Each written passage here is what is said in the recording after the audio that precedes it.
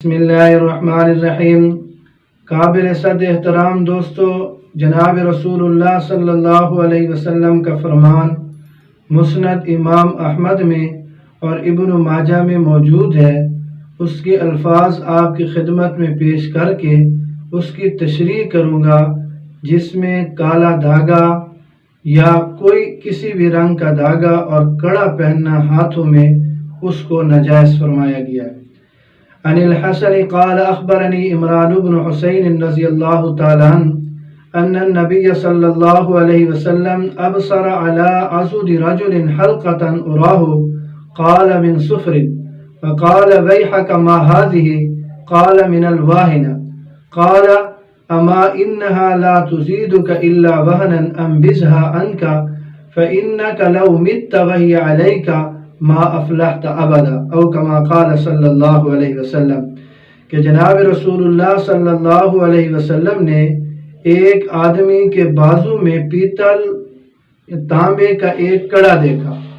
تو آپ صلی اللہ علیہ وسلم نے اس سے پوچھا، ارے بھائی یہ کیا ہے؟ تو وہ عرض کرنے لگا کہ یہ میں نے بیماری کی وجہ سے پہنا ہوا ہے۔ تو جناب رسول اللہ صلی اللہ علیہ وسلم نے فرمایا کہ تمہاری اس بیماری میں اس سے اضافہ ہوگا، یہ بیماری ختم نہیں ہوگی بلکہ یہ زیادہ ہوگی، اسے اتار کر پھینکو۔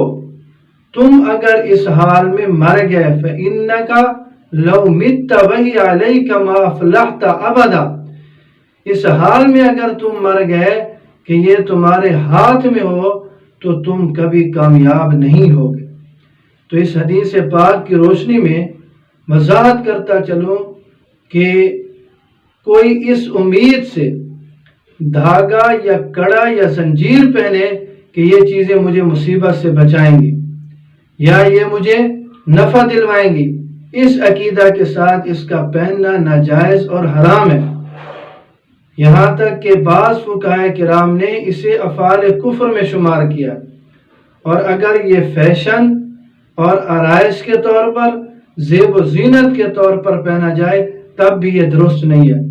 کیونکہ اس میں عورتوں اور غیر مسلموں کے ساتھ مشابہت پائی جاتی ہے۔ تو جب ان کے ساتھ مشابہت پائی جاتی ہے غیر مسلموں کے ساتھ، تو اس مشابہت سے ہمیں منع کیا گیا ہے۔ اسی طرح یہ کڑا پہننا بعض غیر مسلموں کا شعار ہے، تو جب ان کی شناخت ہے، ان کا شعار ہے، ان کی علامت ہے، تو مسلمان کی شایان شان یہ نہیں ہے کہ وہ ان کی مشابہت اختیار کرے اور ان کے مذہبی شعار کو اپنائے۔ ہمارے اپنے مذہبی شعار ہیں، تو جب ہمارے لیے وہ دھاگا ہو، وہ کڑا ہو، وہ زنجیر ہو، یہ پہننا ہمارے لیے جائز نہیں ہے کسی بھی صورت میں۔ اللہ رب العزت مجھے اور آپ سب کو دین سمجھنے کی توفیق نصیب فرمائے۔